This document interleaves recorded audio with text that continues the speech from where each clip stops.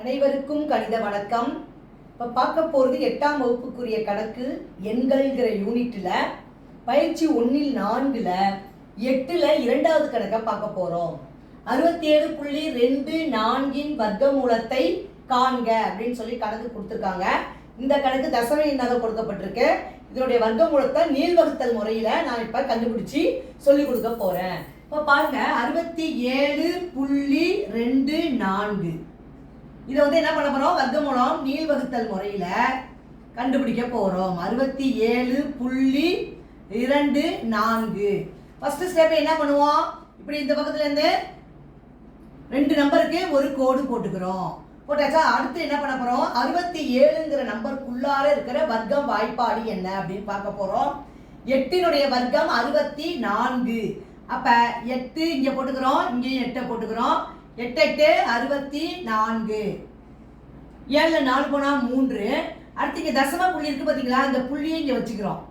அதுக்கு பிறகு என்ன செய்வோம், இந்த 24 கீழே இறக்கி எழுதிப்போம். 8 8 16. 8 8 கூட்டினா 16 வந்துடும்.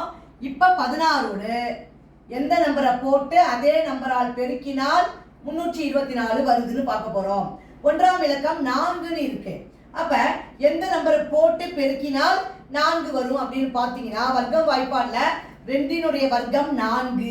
அப்புறம் அது திரும்பி 8னுடைய வர்க்கம் 64. இது சின்ன நம்பரா இருக்கிறதுனால நான் என்ன செய்யறேன், 2ங்கிற நம்பரை இங்க போட்டுக்கிறேன். அதே 2ஆல இங்க பெருக்கிறேன். 2 2 4, 6 2 12, மீதி 1, 2 2 1 3. அப்ப என்ன நம்பர் கரெக்டா பொருந்துது, 2ங்கிற நம்பரை இந்த இடத்துல போட்டுக்கலாம். இங்க போடும் பொழுது மேலையும் அந்த 2ங்கிற நம்பரை போட்டுக்கிறோம். பெருக்கு தொகை என்ன வந்திருக்கு, 324. கழிச்சோம்னா 0 வந்துடும். அப்ப ஆன்சர் என்ன கிடைச்சிருக்கு, 8.2.